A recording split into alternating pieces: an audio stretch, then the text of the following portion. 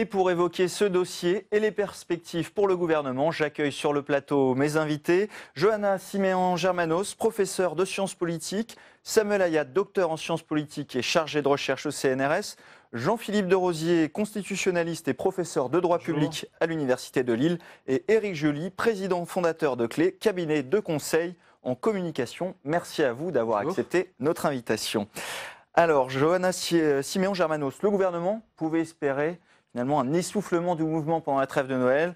On l'a vu samedi, les Gilets jaunes s'inscrivent dans la durée et viennent un peu gâcher la rentrée du gouvernement avec des nouveaux débordements. Alors, ce qu'il faut savoir, c'est un peu une des règles d'analyse qu'on a en sciences politiques, c'est que les raisons pour lesquelles on persiste dans un mouvement ne sont pas toujours les raisons pour lesquelles on s'est engagé dans un mouvement. Et ce qu'on découvre au travers de ce mouvement, c'est ce qui se passe dans plein de mouvements, c'est que les gens apprennent, c'est que les gens se politisent au travers de l'action et peuvent avoir envie de persister parce qu'ils découvrent parfois qu'ils ne sont pas tout seuls. Je précise quand même que ce mouvement ne se limite pas à ce qu'on voit de plus frappant sur les écrans et qu'il y a eu tout un ensemble d'enquêtes, soit journalistiques, soit de sociologues, qui ont montré aussi ce qui pouvait se passer sur un certain nombre de ronds-points et où on observe quelque chose qui est en quelque sorte aussi une sorte de coming out du petit peuple.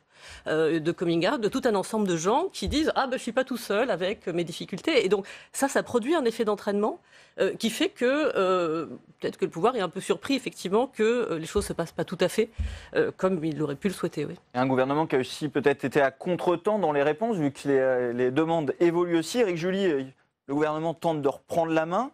Dès ce soir, Édouard Philippe aux 20h pour une réponse, mais d'abord sécuritaire, après les débordements qu'on a vus ce week-end. Alors, moi, je voudrais faire une remarque préalable, c'est qu'on dit que le mouvement a rebondi parce qu'il y avait plus de monde que la semaine d'avant, mais il y en avait moins que la semaine encore avant. Hein, et qu'au départ, les premières manifestations, c'était 300 000 personnes, et que là, on est à 50 000. Et comme le disait Laurent Berger hier, quand les syndicats mobilisent et qu'il y a moins de 150 000 personnes, tout le monde dit que c'est un échec. Donc il faut... Ce qui n'enlève rien à ce que Madame a dit, hein, et que je partage, sur la profondeur du ressentiment d'un certain nombre de personnes. Alors, deuxièmement, je voudrais souligner quand même que le gouvernement aurait voulu faire rebondir le sujet qui ne s'y serait peut-être pas pris très différemment, parce que l'arrestation d'un des leaders dans des conditions qui étaient... Il avait clairement dit qu'il avait envie de se faire arrêter pour faire remonter un peu la sauce le mercredi, des déclarations incendiaires le vendredi du porte-parole du gouvernement, tout ça n'allait pas dans le sens de l'apaisement. Le gouvernement aurait peut-être mieux fait d'être un peu plus en retrait et de ne pas donner l'impression d'exciter. Alors maintenant... La réponse du gouvernement ? Une réponse purement sécuritaire, entre guillemets, à mon avis, c'est encore... là aussi, antagoniser le sujet. Je ne suis pas sûr que ce soit en communication la meilleure des réponses. Samuel Ayat, sur cette persistance du mouvement, hein, malgré donc, les mesures sociales du gouvernement annoncées en fin d'année, comme si le gouvernement finalement n'arrivait pas à répondre et même à dialoguer avec ces gilets jaunes. Ce qui est quand même assez étonnant, hein, c'est la vivacité et la durée de ce mouvement, malgré... l'intensité de la répression. Hein, 8e semaine. Là, la réponse sécuritaire. C'est quelque chose de totalement inédit dans l'histoire des mouvements sociaux, l'histoire récente des mouvements sociaux. On en est à plusieurs milliers d'arrestations, à plusieurs centaines de personnes en prison, des dizaines de personnes qui ont été mutilées par la police. C'est quelque chose de tout à fait inédit. Et qui effectivement, alors, il y a un côté un peu... fantasque à entendre dans cette situation parler d'un grand débat national, parler d'un grand dialogue, puisque évidemment les conditions de sérénité du fait de la violence, ou en tout cas du caractère très assumé de la répression étatique, le permet absolument pas. Et ça a servi malgré tout à réduire le mouvement, c'est-à-dire qu'un mouvement ne peut pas tenir longtemps quand on arrête des milliers de personnes. Mais malgré cette répression, le mouvement continue à tenir, et ça dit beaucoup de choses hein, sur les racines très profondes qu'il a chez les gens qui se mobilisent. Jean-Philippe Derosier, Samuel Ayat l'a évoqué, il y a ce grand débat national, une réponse sécuritaire ce soir du Premier ministre et dès la semaine prochaine, le débat national, 2 mois dans les territoires, avec une place importante aux élus locaux qui avait été un peu oubliée par Emmanuel Macron dans la première année du quinquennat. C'est un changement de pied du gouvernement. On va finalement s'appuyer sur les territoires pour décider. Ça reste à prouver. Encore, en tout cas, on organise. Le grand débat national était prévu pour le mois de décembre. On l'a renvoyé déjà au mois de janvier. Maintenant, il est renvoyé la semaine prochaine. La semaine prochaine, on va peut-être nous dire qu'il est renvoyé à fin janvier. Bon, on est dans l'attente permanente. Ça, c'est un premier point qui mérite quand même d'être souligné, ce qui montre un peu le tâtonnement de la part de l'exécutif. Effectivement, le président de la République a dit lors de sa déclaration du début du mois de décembre qu'il voulait s'appuyer sur les maires. Encore faut-il que ces maires acceptent de relayer cela. Or, du fait des positionnements et même de la posture de l'exécutif et du président de la République lui-même, on sait qu'il n'a pas forcément bonne presse auprès des élus locaux et auprès des maires. Donc ils ne sont pas nécessairement disposés à relayer ce grand débat national. Et le troisième point surtout, c'est le grand débat national. Pourquoi ? Pas pourquoi en un seul mot, mais pourquoi en 2 mots. Est-ce que c'est histoire de blanchir, de légitimer ce qui est déjà décidé en amont, histoire de donner une petite satisfaction. Benjamin Griveaux dit on ne reviendra pas sur les réformes qui sont passées. Alors ça, c'est encore autre chose. Mais disons que s'ils ont pris déjà des décisions qu'ils veulent simplement avaliser par le grand débat national, c'est une posture. S'ils veulent mettre à contribution les territoires, les citoyens, les gilets jaunes pour construire l'avenir, c'est une autre dynamique, vous voyez, dans laquelle on peut se situer. Et je ne suis pas certain que l'exécutif soit dans cette deuxième hypothèse, et il est vraisemblablement davantage dans la première. Et enfin, je terminerai par là. Il veut débattre le grand débat national. Mais à en croire certains responsables syndicaux, ils ont coupé tout débat, tout dialogue, toute discussion depuis Laurent Berger a dit qu'il n'a pas de nouvelles depuis qu'il est réalisé en décembre. À qui je faisais référence. Depuis le 10 décembre, il est sans échange ni avec le président de la République, ni avec le Premier ministre. Donc, il a voulu rétablir de la verticalité, le président de la République. Il a été contraint de céder face à de l'horizontalité qu'on lui a imposée par les Gilets jaunes. Mais visiblement, il n'a pas bien compris comment est-ce que cela devrait fonctionner. On va écouter justement Laurent Berger qui évoque ce sujet. C'était dans une émission politique hier. On l'écoute. Non, bien sûr que non. J'ai eu aucun contact avec le président de la République depuis la réunion qui s'est opérée où il y avait un lundi, je crois, le 10 décembre. Voilà. Et avec le gouvernement ? Avec le gouvernement, il y a eu des contacts avec des ministres sur tel ou tel sujet, mais il n'y a pas eu de contact sur la période récente, depuis le 10 décembre. On ne vous appelle pas pour que vous reveniez dans le jeu ? Non. C'est-à-dire que je suis sidéré. C'est le problème. C'est-à-dire qu'à un moment donné, ce gouvernement, s'il considère face à ce qui vient de se passer encore hier, qu'il aura la réponse tout seul, il se met le doigt dans l'œil. Johanna Siméon-Germanos, le gouvernement se met le doigt dans l'œil s'il fait tout seul. Alors ce grand débat national, l'objectif c'est justement d'écouter ce que les gens ont à dire. C'est quand même une des revendications des Gilets jaunes, c'est écoutez-nous. C'est pas seulement écouter, c'est entendre. Il se trouve, j'ai enseigné en études africaines, il y avait un autocrate africain qui disait on n'organise pas des élections pour les perdre. Mais de la même façon, on a l'impression d'entendre, on n'organise pas un débat pour en tirer des conclusions. Donc c'est un petit peu ça qui est inquiétant. Et la demande, c'est effectivement écoutez-nous, entendez-nous, tirez-en des conséquences et prenons le risque éventuellement d'ouvrir un débat qui nous amène là où on ne l'aurait pas prévu. Même si je pense qu'après, on peut très bien border des choses constitutionnellement. Parce que là, il y a aussi tout un discours sur attention, on va revenir sur des libertés fondamentales. Il y a quand même tout un ensemble d'outils constitutionnels qui permettraient ça, c'est évidemment pas possible, parce que la Constitution préserve, ne serait-ce que l'exemple de la peine de mort, elle est préservée, son abolition est préservée par l'article 66-1 de la Constitution. Il faudrait une révision constitutionnelle pour revenir dessus. Donc il y a des sujets qui sont écartés, mais on a entendu que le mariage pour tous pourrait être évoqué. Alors ça ne relève pas protégé par la Constitution. Ce n'est pas protégé par la Constitution, mais on ne peut pas le remettre en cause par référendum. Parce que le mariage pour tous, c'est une mesure civile, et l'article 11, qui permet le référendum législatif, ne prévoit pas la politique civile dans son champ d'application. Là, pour le coup, c'est quand même très rhétorique l'argument du mariage pour tous, parce qu'il y a zéro demande des Gilets jaunes. Ici, il y a eu une pétition que vous savez qui est pas de la part des Gilets jaunes. Des Gilets jaunes. Ce grand débat, il n'est pas ouvert qu'aux Gilets jaunes, finalement. Éric Joly, il est ouvert à tous les Français qui... Ça pose le problème, effectivement, que l'intervention de Laurent Berger pose aussi, c'est que d'une part, il y a une volonté d'avoir une participation directe des citoyens. Donc, les syndicats sont tout à fait représentatifs, mais ce n'est pas les citoyens. Mais en même temps, si on met tous les corps constitués ou tous les organes à l'écart, on ne va pas non plus arriver à un dialogue. Donc c'est déjà assez compliqué de ce point de vue-là. D'autre part, on dit ce n'est pas les gilets jaunes.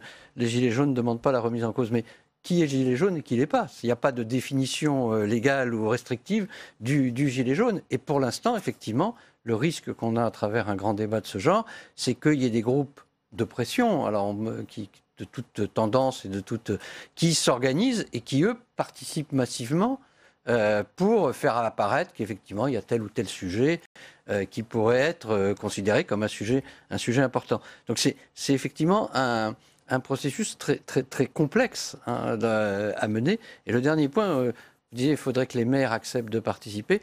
Il y a déjà eu quand même la Fédération des maires ruraux qui ont organisé ce qu'on a appelé des cahiers de doléances, qui en soi déjà est un sujet, parce que ça aurait pu être des cahiers de propositions et pas forcément des cahiers de doléances, mais enfin en plus sans compter la référence historique.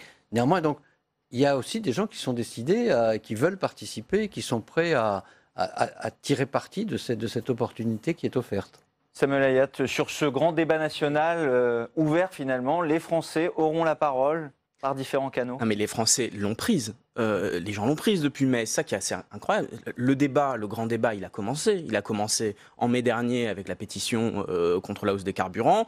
Il a acquis une ampleur nationale en novembre. Et là, l'État, le gouvernement arrive après tout le monde et dit on va cadrer, on va donner des formes à ce qui existe déjà. C'est-à-dire que tout ce mouvement qui existe depuis maintenant plusieurs mois ne se fait pas dans le silence. Il se fait avec des revendications, il se fait dans un débat permanent. On a quand même assez rarement entendu parler autant des questions qui sont au cœur du mouvement et notamment de la question du pouvoir d'achat, et c'est une bonne chose. Donc il a commencé. Donc qu'est-ce que veut faire le gouvernement en créant ce pseudo-débat? Il ne veut pas créer un débat, il veut l'arrêter.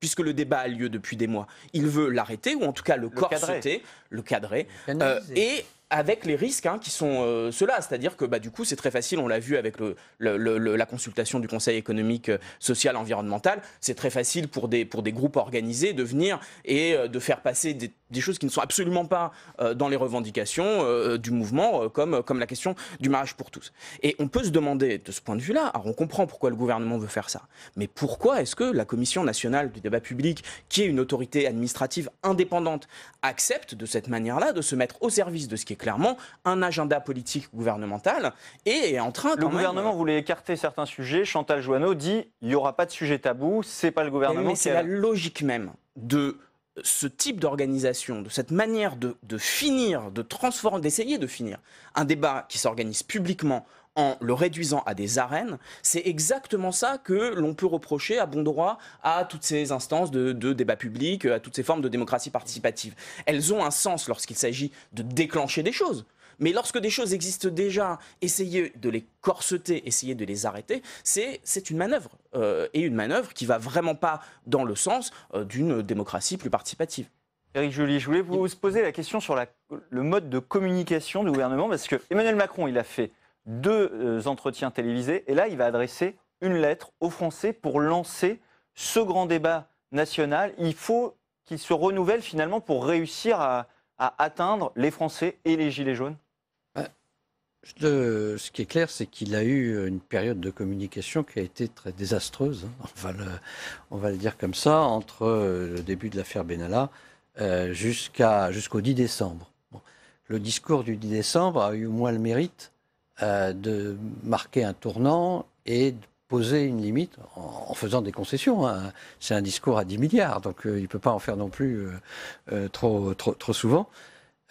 Après, ce que je constate, c'est qu'on est assez vite revenu dans ce que j'appellerais les errements antérieurs, et que le discours des vœux, il était, à mon avis, insuffisamment équilibré. Il était trop dans « on va continuer » et pas assez dans « j'ai quand même bien compris » et il y a des choses qui ne vont pas continuer. Bon. Et depuis, comme je le disais tout à l'heure, les déclarations du secrétaire d'État, du porte-parole, tout cet aspect de mise en valeur finalement des incidents au détriment d'une mise en valeur du débat je pense pas que ce soit une bonne communication. Ça, Et c'est dans ce contexte tendu que le gouvernement promet de continuer à réformer. Et l'agenda 2019 est déjà chargé. Révision constitutionnelle, réforme des retraites et de l'assurance chômage ou encore remise à plat de la fiscalité locale. Autant de sujets pouvant nourrir les mécontentements. Samia Dechir fait pour nous le tour d'horizon de ces dossiers à venir. Gilets jaunes ou pas, le gouvernement entend maintenir le cap des réformes. D'ici l'été 2019, doivent être adoptées celles de l'assurance chômage, des finances locales ou encore celles de la fonction publique. Des dossiers hypersensibles dans un contexte social plus que tendu. Mais l'exécutif laisse entendre que le rythme des réformes ne ralentira pas, sans donner pour l'instant plus de détails sur le calendrier. Il me semble difficile que le gouvernement continue absolument à s'entêter à garder ce calendrier. Évidemment, ce calendrier, il est important. Emmanuel Macron a été aussi élu là-dessus. Mais néanmoins, il faut avoir un sens politique plus précis, plus aiguisé, me semble-t-il. Là, il y a des exigences politiques, il y a des exigences populaires qui doivent être entendues, selon moi. Non, il est difficile au gouvernement, à mon avis, de garder comme ça intact ce calendrier. Seul report pour l'instant consenti par l'exécutif, celui de la réforme institutionnelle. Elle ne sera pas examinée avant la fin du grand débat national, soit en mars prochain. Plusieurs points de cette réforme, comme la prise en compte du vote blanc, pourraient faire l'objet d'un référendum d'initiative présidentielle. Un questionnaire à choix multiples sur les institutions serait proposé aux Français le jour des élections européennes. C'est l'une des pistes avancées par plusieurs parlementaires proches du président, comme le président des sénateurs En Marche, François Patriat. Alors Jean-Philippe de Rosier, je me tourne vers le constitutionnaliste que vous êtes. La réforme des institutions, elle est enlisée depuis l'été dernier et pas encore inscrite à l'agenda du Parlement. Est-ce que c'est une réforme impossible à mener dans le contexte actuel ? Le 14 mai 2018, j'ai publié sur mon blog La Constitution décodée un billet qui s'intitulait « La révision constitutionnelle ne passera pas ». C'était le 14 mai 2018, bien avant l'affaire Benalla. Et au fil des semaines, je n'ai de cesse que de me conforter dans cette opinion. Je ne vois pas comment est-ce que cette révision constitutionnelle pourrait passer. D'abord, sur le fond, on va passer très rapidement, elle contient des mesures qui ne peuvent pas être avalisées par le Parlement. Mais aujourd'hui, Benalla, affaire d'été, affaire d'État, a eu raison de l'acte 1, et les Gilets jaunes vont empêcher le retour de la révision constitutionnelle dans le débat législatif, parce que les citoyens, les Gilets jaunes comme on les appelle, mais qui désignent en réalité, vous l'avez dit, les citoyens lambda, comment pourraient-ils comprendre que l'on va discuter de procédures législatives, de diminution de nombre de parlementaires, d'immunité ou autre question institutionnelle, fondamentale, c'est pas moi qui vais dire le contraire, fondamentale, mais qui ne concerne pas les mesures auxquelles ils sont quotidiennement confrontés. Et donc il y a là l'absence d'espace politique pour réinscrire cette révision constitutionnelle à l'ordre du jour. Éric Julie, vous disiez les Gilets jaunes, certains sont d'accord, notamment sur la réduction du nombre d'élus.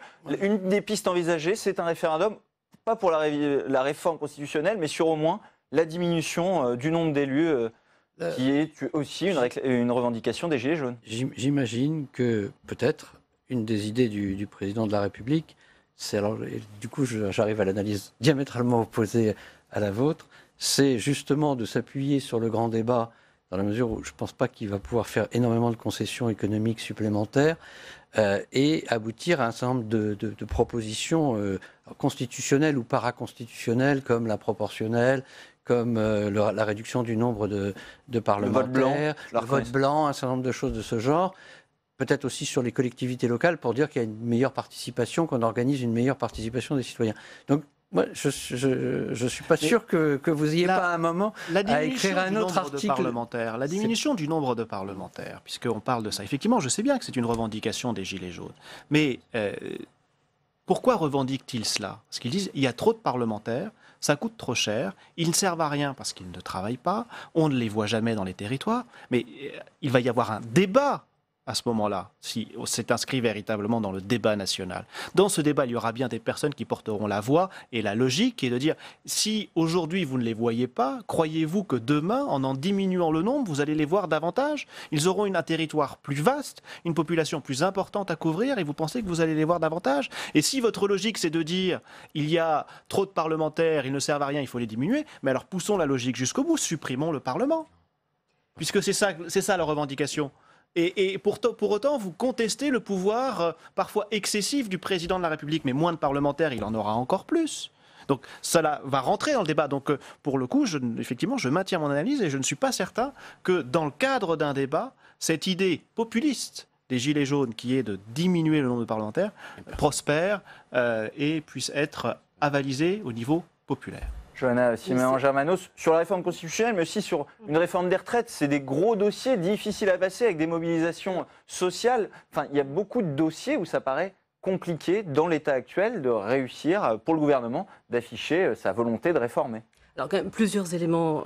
D'une part, c'est absolument pas une revendication centrale sur les plateformes des Gilets jaunes que la réduction du nombre de parlementaires. C'est plutôt d'ailleurs une demande de réduction du salaire des parlementaires. L'idée que les parlementaires représentent mieux dans les deux sens du mot représenter, soit qu'ils soient un peu plus proches des soucis quotidiens, de l'origine aussi des citoyens, soit qui représentent davantage leurs intérêts, quand bien même ils ne leur seraient pas identiques. Deuxième chose, il faut revenir sur ces questions de politique publique et de programme. On a très souvent entendu, on va faire ce pourquoi on a été élu. Mais enfin, la première chose pour laquelle a été élu Emmanuel Macron, et il me semble qu'il y a quand même un fort pourcentage de la population qui le pense, c'est d'abord pour barrer la route au Front National.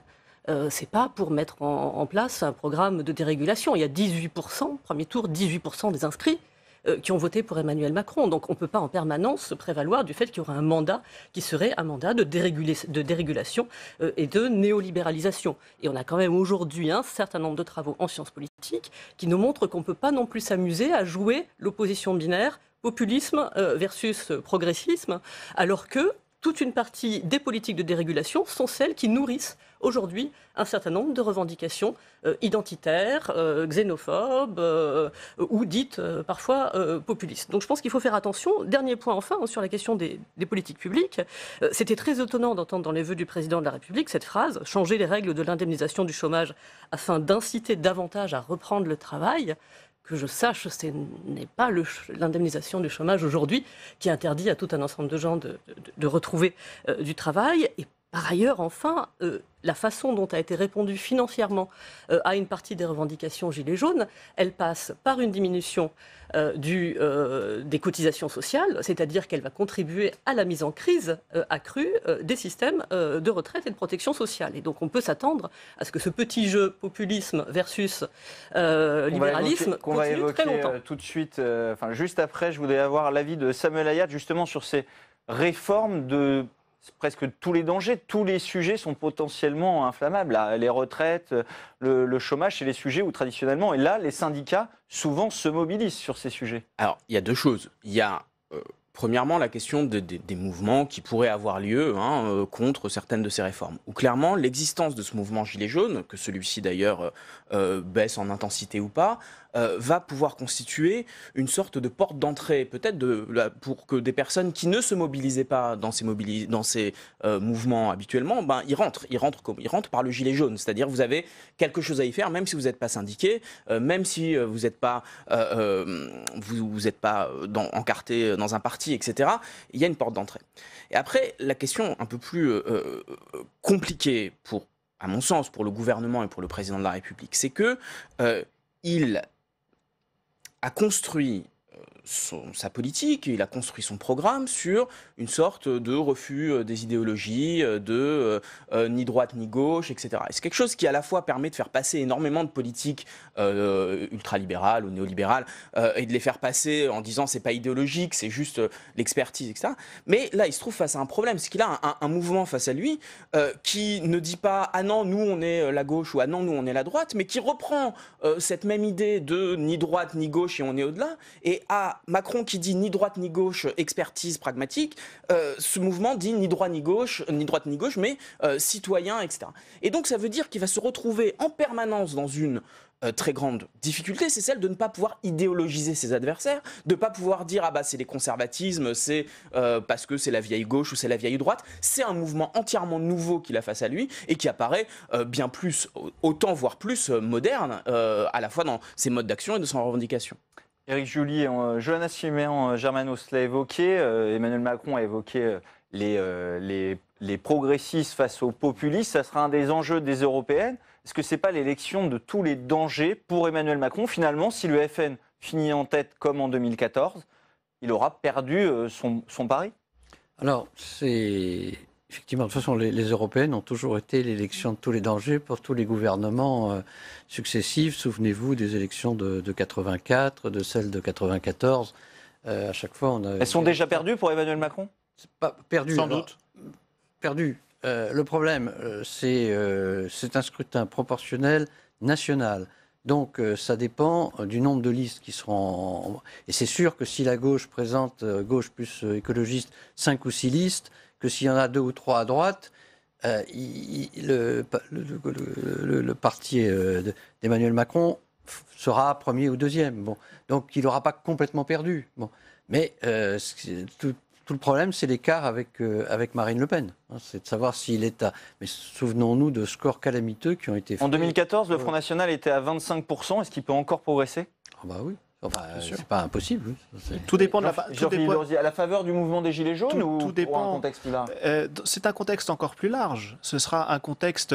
tout dépend encore de ce que représentent les Gilets jaunes, parce qu'ils représentent tout et rien à la fois. C'est un peu toute la difficulté de ce mouvement, c'est qu'il n'est absolument pas structuré. Donc on peut mettre tout ce que l'on veut dedans. Et c'est la difficulté aussi de le contrôler, de le canaliser, de veiller... Certains commencent à lancer des partis. Aux excès lancer un parti aujourd'hui, les émergents.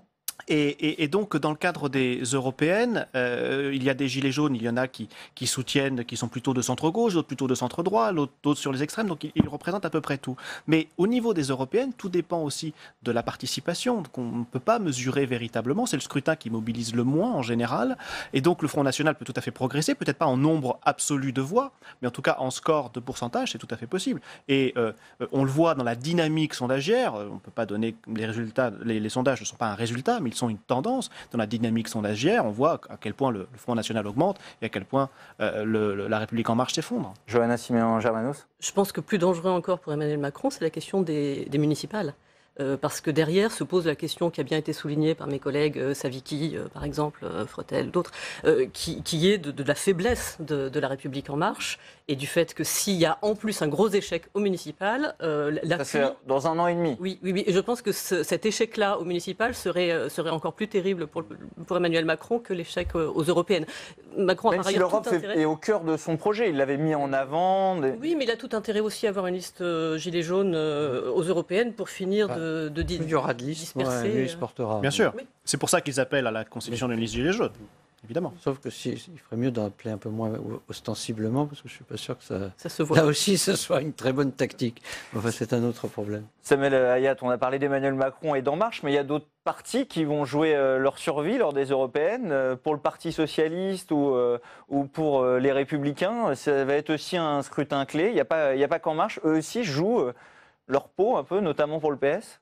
Non, je ne pense pas que ça soit... disons, attendez, c'est des élections qui ont beaucoup d'importance pour la détermination des politiques publiques au niveau européen, etc. Oui, mais ce n'est pas sur ça que se joue la survie d'un parti. C'est-à-dire que notamment le Parti socialiste s'est remis de défaites terribles aux européennes à plusieurs reprises.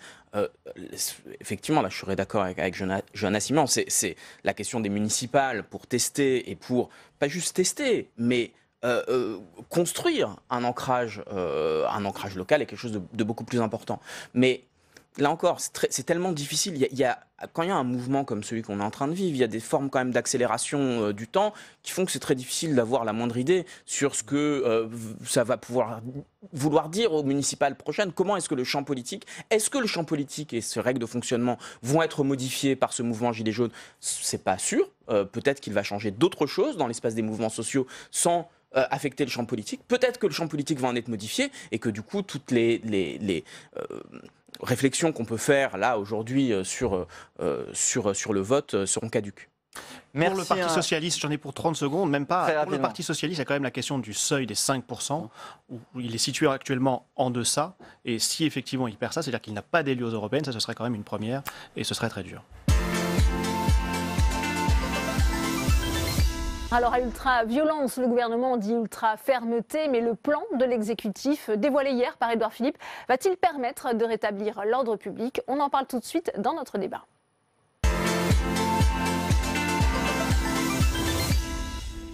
Et j'ai le plaisir d'accueillir sur ce plateau Ainhoa Pascual. Bonjour, vous êtes avocate en droit public, chargée d'enseignement à l'Université Paris-Nanterre, spécialiste des questions de constitutionnalité de l'état d'urgence. Et je précise que vous défendez par ailleurs un client, un gilet jaune, dont la main a été arrachée par un tir de grenade. C'était le 24 novembre dernier à Paris. Bienvenue à vous. Également sur ce plateau, Arnaud Hout, vous êtes professeur d'histoire contemporaine à l'Université Paris 4, spécialiste de l'histoire de la gendarmerie, des polices et des questions de sécurité. Et puis deux sénateur, Martin Lévrier, bonjour, vous êtes sénateur La République et merci des Yvelines, tous mes voeux à vous aussi. Et puis face à vous, eh bien, François Grosdidier, sénateur LR de la Moselle. Bonne année, membre de la commission des lois. Première question d'ailleurs pour vous, François Grosdidier, puisqu'on a vu que face à ce défi des casseurs, le gouvernement semble en quelque sorte accepter la main qui lui avait été tendue par le Sénat avec cette proposition de loi adoptée le 24 octobre dernier. Oui, et ce que je regrette infiniment, c'est que l'exécutif, le gouvernement, n'écoute jamais le Sénat et globalement le Parlement et les élus, les syndicats, les corps intermédiaires. On aurait évité bien des problèmes. Déjà au déclenchement de la crise, on a quoi? On a l'augmentation du carburant. On avait dit au Sénat lors du débat de la loi de finances pour 2018, attention, si vous avez en même temps la hausse des cours et la trajectoire carbone, il y aura problème. Et on nous a répondu une des vérités technocratiques, les taxes indirectes sont indolores. On a vu le résultat. Alors comment expliquez-vous le revirement du gouvernement sur cette et ben là, qu'est-ce qui se passe? C'est qu'on avait parfaitement analysé ce qui se produisait à Nantes le 1er mai. Et donc ces groupes permanents de casseurs extrémistes de droite ou de gauche ou voyous de droit commun qui n'ont rien à voir avec les causes écologistes ou sociales qu'ils défendent, mais qui vont dans toutes les manifs pour les détourner et pour casser. Suite à cette expérience, on a rédigé une proposition de loi qu'a proposé Bruno Retailleau pour permettre d'appliquer aux manifs ce qui a bien fonctionné dans la lutte contre le hooliganisme. La gauche a voté contre et le gouvernement l'a refusé, M. Nunez disant même que ça ne servait à rien. Alors on est heureux maintenant que le Premier ministre juge toute l'utilité de cette disposition, mais on a perdu des mois, ça aurait été opérationnel tout de suite, ce n'est pas. Oui. Martin Lévrier, comment expliquez-vous le changement de pied du gouvernement sur cette proposition de loi? Avant de parler du changement de pied, qui n'en est pas vraiment un, puisque je rappelle que pendant ce vote, le gouvernement a proposé une abstention bienveillante. Oui. Ce sont nous, sénateurs LREM, qui avons donné un avis défavorable pour des raisons particulières et précises. On ne va pas rentrer là. Comme quoi les sénateurs de la République en marche... la sagesse du gouvernement sur ce texte. Absolument, comme quoi à titre anecdotique, les sénateurs de la République en marche ne sont pas des godilles comme on veut nous faire passer de temps en temps. Cela étant dit, dans ce que dit mon cher collègue, il y a deux choses. Il y a les gilets jaunes d'un côté où il nous explique qu'il avait senti le vent. Vous êtes élu depuis 2011. J'aurais préféré qu'on s'en rende compte dès 95 et qu'on évite d'arriver aujourd'hui. Ce phénomène est assez récent. La récurrence de ce phénomène. Bon. Et le deuxième point, c'est l'analyse des casseurs sur laquelle nous vous rejoignons et vous le savez. Simplement, nous avons eu une logique par rapport aux Gilets jaunes qui était d'une bienveillance positive depuis le début.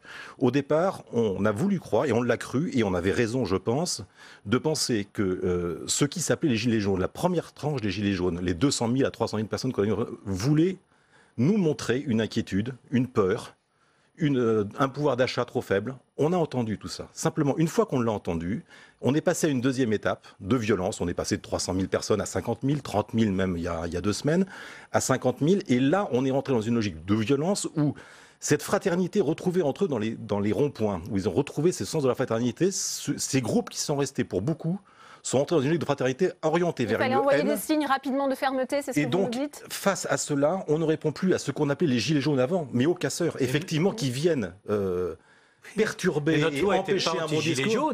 C'était une loi effectivement C'était suite à Nantes et au 1er décembre. Comme vous la situez dans un historique en disant on avait senti le revenir, vous ne nous écoutez jamais, je vous réponds en tant que spécialiste de l'histoire des gendarmeries et des questions de sécurité, est-ce que ça va permettre très concrètement cette proposition de loi, si elle est adoptée à l'Assemblée nationale, eh bien, de ramener, de rétablir l'ordre public? Il n'aura pas tout. Je ne vois pas très bien de quelle manière pratique, pragmatique, ça pourrait avoir une incidence vraiment significative ici sur les manifestations. Je crois plus probablement que un tel projet de loi peut se servir de chiffon rouge et peut aussi pousser du même coup à une radicalisation réciproque. C'est un système bien connu, radicalisation, répression, radicalisation. Donc il faut faire attention aussi de ce côté-là au risque des signaux qui sont envoyés. Moi j'étais assez frappé quand on entend par exemple l'expression ultra-fermeté. Fermeté suffit. Ultra-fermeté, ça renvoie peut-être un signal Car le gouvernement, Christophe Castaner en l'occurrence, a parlé d'ultra-violence, c'est pour ça qu'il a employé ce terme, ultra-fermeté. Oui. Est-ce que les forces de l'ordre ont besoin de ces nouvelles dispositions qui sont contenues dans ce texte? Je le rappelle, ce fichier, on va en parler bien sûr, mais aussi ces interdictions administratives de manifester. Ils ont besoin de ce volet préventif, il y a aussi ces périmètres de sécurité, on va pouvoir faire des fouilles, des palpations, ce type de choses. Les forces de l'ordre demandent ça? Alors, je ne suis ni juriste ni policier et donc je ne peux pas répondre à leur place. Je pense tout de même qu'il y a un arsenal qui est assez complet aujourd'hui, qui existe de longue date justement. Et surtout, on parle ici en termes de droit, mais une des questions qu'il faut garder à l'esprit, c'est celle de la formation des policiers et des gendarmes. Et là, vous pouvez changer la loi, vous pouvez changer les doctrines, comme on le dit ces derniers temps. Vous ne changerez pas, malgré tout, la formation qu'ont reçue des policiers et des gendarmes au cours des dernières années, des dernières décennies. Et je pense qu'il faut faire attention à ça. C'est-à-dire qu'on ne peut pas faire croire qu'on va révolutionner une pratique de maintien de l'ordre qui s'inscrit dans un temps long. Alors peut-être, avant de vous redonner la parole, François Grosdier, Maître Pascal, quel regard portez-vous sur cette proposition de loi? On l'a dit, c'est quand même un texte sensible, et Tam Tranuy le rappelait, en séance, il y avait eu quand même des débats autour d'une possible censure du Conseil constitutionnel notamment. Alors pour nous, cette proposition de loi, elle est vraiment, elle s'inscrit pas du tout dans une logique qui est celle qui préside à l'interdiction administrative de stade pour les hooligans. Moi, quand je vois cette proposition de loi-là, quand je vois la possibilité qui est évoquée d'interdire administrativement aux personnes de manifester, je vois une justice qui se veut prédictive. Et je vois aussi un alignement avec les mesures qui avaient en réalité été prises sous le régime de l'état d'urgence et qui n'ont donc rien à voir avec le hooliganisme. Sous état d'urgence, donc dès 2016, vous avez le gouvernement et donc le préfet qui a pris des interdictions de séjour, parce que c'était comme ça qu'elles étaient intitulées dans le texte, et qui les a en fait utilisées comme des interdictions de manifester. Ce qui a permis au gouvernement, pendant les manifestations de la loi travail, d'interdire à un certain nombre de personnes de participer à des manifestations. Ça, c'est le premier point. Donc ça, c'est possible. Donc ça, c'est possible sous état d'urgence, bien que ça ait été partiellement retoqué par le Conseil constitutionnel. Lorsque les mesures de la loi état d'urgence ont été partiellement intégrées dans le droit commun, certaines garanties ont été apportées. Alors on pense ce qu'on veut de ces garanties, mais il a été précisé que une interdiction donc de paraître, cette fois-ci, elle s'appelait comme ça, une interdiction de paraître a été intégrée dans le Code de la sécurité intérieure et qui permettait aux seules fins de prévention de la commission d'actes terroristes d'interdire à certaines personnes donc de se rendre dans certains lieux déterminés, donc de manière préventive, lorsqu'elles constituaient une menace d'une particulière gravité à l'ordre public et qu'elles étaient en lien, on va dire de manière plus générale, avec le terrorisme.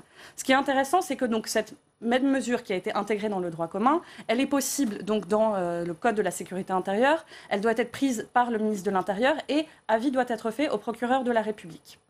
Alors que là, vous avez donc avec cette nouvelle proposition de loi, une disposition qui est finalement relativement similaire, interdiction de paraître dans un lieu déterminé, interdiction de paraître dans un lieu déterminé qui correspond à celui d'une manifestation. Moi, je ne vois pas trop la différence, sauf que là, vous avez une mesure qui peut être prise par le préfet et sur la base d'un simple soupçon, sans en référer à l'autorité judiciaire. Pas du tout sur la base du soupçon. Non, mais là, je m'inscris complètement en faux contre ces Alors, sur quoi on va se baser, se fonder, justement, la première chose, c'est complètement faux. Parce que d'abord, la première chose que je voudrais dire, les policiers sont demandeurs de dispositifs de mesure. Nos policiers et nos gendarmes sont plutôt plus nombreux par rapport à la population que dans la moyenne des pays comparables. Or, ils souffrent de quoi, nos policiers? Quand ils sont en sous-effectif, c'est parce que déjà 2/3 de leur temps est mangé par la procédure pénale, qui est infiniment plus longue, plus lourde et astreignante que dans les autres pays. Et ils souffrent souvent d'un arsenal judiciaire, quoi que vous en disiez, qui est insuffisant. Enfin là, il s'agit de quoi? Il ne s'agit pas d'empêcher de manifester d'honnêtes citoyens que l'on pourrait soupçonner de débordement. Il s'agit d'empêcher, comme pour les hooligans, des gens qui ont déjà été condamnés, des gens qui ont déjà eu ce type de comportement à l'occasion, pour les uns, de matchs de foot, pour les autres de manifestations, et dont on sait, c'est exactement ce qu'il y a dans notre texte, et les critères, ça sera l'appartenance à des groupuscules violents, l'appartenance à un fichier. Dont on sait que ce sont les mêmes qui, quelle que soit la manif, gilets jaunes, écologistes, sociales, qui auront emmerdé les premiers mai syndicaux de la même façon, sont ultra minoritaires, viennent de façon récurrente commettre les mêmes méfaits, et on nous explique qu'on ne pourrait pas, que ça ne marcherait pas. Les policiers disent le contraire. Alors effectivement, ça ne règle pas tout le problème sécuritaire. Il pourra toujours y avoir des débordements, et ça ne constitue pas non plus la réponse politique au malaise d'un gouvernement un peu techno qui n'écoute pas la base. On voit bien, on touche là au cœur de ce débat sur cette question de l'interdiction de manifester. Mais attention, est-ce que ça va se faire sur la base du soupçon? Vous posez presque la bonne question. Interdiction de manifester. Le problème de départ, c'est celui-là. C'est que nous sommes face à des manifestations qu'on appelle manifestations, mais qui n'en sont pas, puisqu'elles ne sont pas déclarées. Donc on est confronté à des populations qui se rencontrent, qu'on ne peut pas protéger. Je rappelle quand même que le principe même de la police, en règle générale, dans ces manifestations, c'est de protéger les manifestants. On ne peut pas protéger des manifestants qui ne se déclarent pas. Et aujourd'hui, on arrive à une situation où les gens qui viennent manifester, la plupart, au moins un tiers, sont des gens qui viennent casser. Enfin, il suffit de voir les deux photos que vous avez mises ici. Regardez le nombre de personnes qui ont des masques, qui ont des casques, qui sont cagoulés. On ne peut pas continuer comme ça. On doit protéger le droit de manifester. Et si on doit passer par des fichiers de ce type-là, je suis désolé, je reviens à la loi. Je reviens à la loi en 2 secondes. N'oubliez pas que le bicamérisme fonctionne dans les deux sens et que cette loi, telle que je l'ai compris, va passer rapidement, et j'espère que nos amis qui sont visiblement beaucoup plus au courant que nous, ce qui passe sur le terrain, ce qui me fait un peu sourire, vont utiliser leur niche parlementaire, ce qu'ils auraient dû faire depuis longtemps, pour accélérer cette loi, mais qu'elle va être travaillée par l'Assemblée nationale. La majorité En Marche vote pas pour, parce que le ministre Nunez explique que ça sert à rien. Je vous rappelle que le gouvernement a donné un avis. Monsieur Nunez a expliqué que ça servait à rien. Je vous parle du Premier ministre. Alors, et moi, je vous dis qu'ici, on s'est opposé qu'à l'article 5. Avant, bien sûr, son dépôt et son examen. Voilà, il faut qu'elle soit travaillée. Parlons d'une loi quand elle est finie, ce qui n'est pas encore tout à fait La commission des lois l'avait déjà bien travaillée, justement, pour garantir sa constitutionnalité. Elle est allée trop loin. Nous, on a voté contre, vous savez pourquoi. Mais je veux dire par là qu'il est urgent de protéger les manifestations en France. Il est urgent de protéger le droit à manifester. Le vrai problème, aujourd'hui, il est là. Il est là. Et donc, pas de violence contre la violence, ça sert à rien. Dans l'histoire des manifestations, est-ce qu'on a franchi un seuil, puisqu'on a beaucoup parlé de l'analogie qui était faite avec la loi Pasqua, c'était en 68, qui avait été abrogée par la suite en 80 par François Mitterrand. Non. Avant, bien avant, pardon. Il était là, mais il faisait autre chose. Il n'est pas encore organisé les manifs, les contre-manifs. Non, mais vous avez raison, il y a ce qu'on appelait la loi anti-casseurs, justement, qui vient juste après mai-juin 68. Qui est justement pensé à l'époque par le courant gaulliste, en fait, comme une réponse à 68, par peur justement des manifestations qui continuent, parce qu'on l'oublie souvent, mais 68 ne s'arrête pas au mois de mai ni au mois de juin, ça continue pendant des mois, des années. Il y a un mouvement assez récurrent. Et cette loi anti-casseurs, ce qui est intéressant, c'est qu'elle est dénoncée très très largement pendant les 12 ans qui suivent, jusqu'à son abrogation à l'automne 81. Elle a été un épouvantail et un chiffon rouge complet qui a disparu justement. Et vous pouvez regarder, la presse aujourd'hui est assez largement accessible en ligne. Si on google aujourd'hui la loi anti-casseurs, on va voir justement quantité de textes écrits par parfois des hommes politiques d'aujourd'hui d'ailleurs, qui dénoncent justement cette loi comme étant attentatoire aux libertés.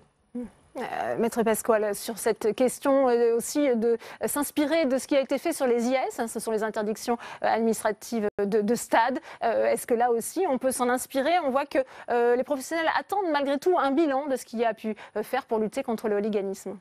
Alors moi j'ai vraiment l'impression que, comme je vous le disais tout à l'heure, que ce parallèle ne tient pas, déjà parce qu'on ne saurait pas mettre sur un même plan, d'une part, la liberté de se rendre à un stade, dans un stade de foot, et d'autre part, la liberté de manifester, et donc le droit d'expression collective des idées et des opinions. Pour moi, c'est inadmissible de mettre ça sur un même plan, ça n'a absolument rien à voir. Ensuite, je voudrais rebondir sur cette idée que la loi ne reposerait pas sur un soupçon. Quand vous dites, d'une part, on va pouvoir interdire à des personnes de se rendre en manifestation parce qu'elles ont été condamnés pour des faits de violence ou des dégradations. Déjà, à ce moment-là, vous prenez en fait le gouvernement, la police prendra le rôle de l'autorité judiciaire parce qu'on ne peut que rappeler que le juge pénal dispose dans son arsenal d'une mesure répressive pénale, donc une interdiction complémentaire de manifester qu'il peut prononcer à l'appui donc de sa condamnation principale pour des faits de violence ou de dégradation lors de manifestations. Donc si déjà le juge considère qu'il n'y a pas lieu de prononcer cette interdiction complémentaire, donc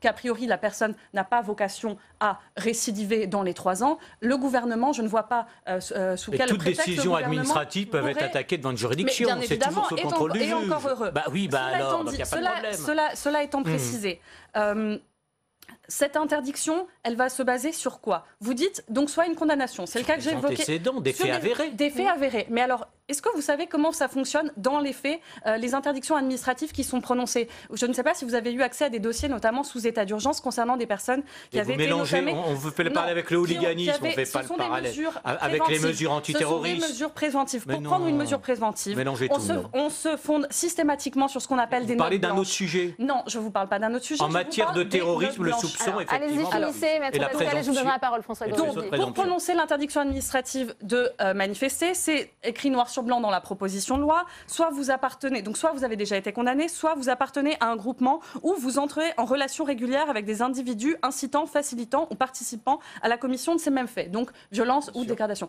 Comment vous allez prouver ça? Soit la personne a déjà été condamné ou interpellé, soit en fait vous allez avoir bien sûr que oui. Si il y a un juge administratif pour le vérifier. Mais ça se prouve comment? Ça se prouve sur la base du renseignement. Et donc ce sont donc des notes blanches. Et ce sont des notes blanches qui sont le juge administratif ne satisfait pas de notes blanches. Si quelqu'un appartient à des groupes de factieux qui effectivement appellent aux violences à chaque manifestation et que la personne est en correspondance directe et qu'on a les preuves matérielles de ces liens, eh bien à ce moment-là on peut l'empêcher. Il y a un juge administratif qui vérifie le bien fondé de la décision. Est-ce que toutes les garanties seront là selon vous, même si effectivement on attend de voir comment sera amendé le texte qui arrivera à l'Assemblée nationale? Il faut que toutes les garanties soient prises. La liberté individuelle est indispensable. Il faut qu'elle soit toute prise. Donc il faut bien analyser tout ça et améliorer la loi si nécessaire. Et je pense qu'elle est améliorée. Je rappelle que nous, on a voté contre à cause de l'article 5 qu'on trouvait justement disproportionné. Donc il y a des améliorations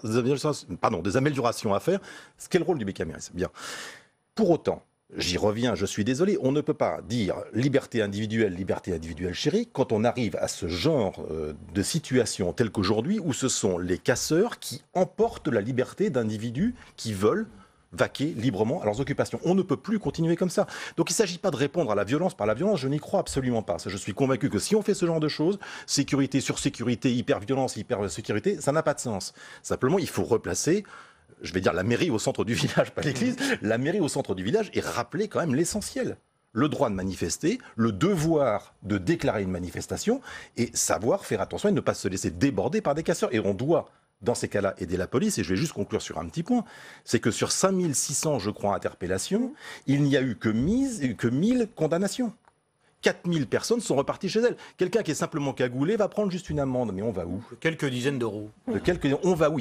Nous avons ça va faire partie des évolutions. Donc il faut bien préserver la liberté. Je suis désolé, on est quand même en démocratie, en République, en France. Et quand on voit justement les agissements, le fonctionnement de la police et le respect qu'elle a de tous ces gens en évitant par tous les moyens à 99%. Il y a toujours, malheureusement, et pourvu qu'il n'y en ait pas plus, vraiment un respect de ce qui se passe. Regardons dans quelle démocratie, dans quelle chance nous sommes. Avec une dimension importante aussi sur le principe du casseur-payeur. Il y aura cette question de la réparation civile qui va être posée. Là aussi, ça faisait partie. Et qui a été bien posée. C'est-à-dire que là aussi, nous avions, dans la proposition de loi Retailleau, posé le principe d'une responsabilité collective. Vous posez un problème de constitutionnalité. Et effectivement, la commission des lois a retravaillé le texte pour établir une responsabilité in solidum de l'État et des manifestants, permettant à l'État d'indemniser, c'est la moindre des choses pour les victimes, et derrière à l'État d'engager des actions récursoires contre les délinquants, les manifestants délinquants, dont la responsabilité serait établie par le juge pour qu'ils participent à l'indemnisation. Donc voilà, cette loi est travaillée, mais on ne peut pas laisser les choses en état, pas plus que je ne peux laisser faire un parallèle, mettre en symétrie la violence barbare de manifestants et auxquels les policiers sont confrontés parfois dans des guet-apens ailleurs auxquels ils ont eu le droit à Nantes ou à Notre-Dame-de-Lande et la force légitime utilisée par les forces de l'ordre dans un cadre légal. Et c'est un miracle qu'on n'ait pas eu aujourd'hui un policier même qui est tiré quand on voit que certains pourraient le faire en état de légitime défense. Même quand un policier est à terre et à Toulon, il peut défendre ainsi.